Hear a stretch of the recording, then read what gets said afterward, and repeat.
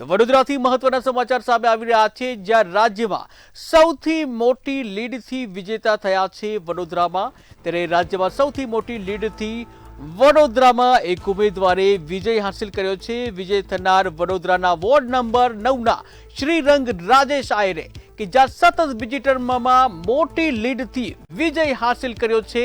રાજ્યમાં સૌથી મોટી લીડ હાંસિલ કરી છે. ત્યારે ભાજપ ઉમેદવાર શ્રીરંગ રાજેશ આયરે ભવ્ય જીત મેળવી છે. શ્રીરંગ રાજેશ આયરે 27,174 મતોની લીડ સાથે જીત હાંસિલ કરી.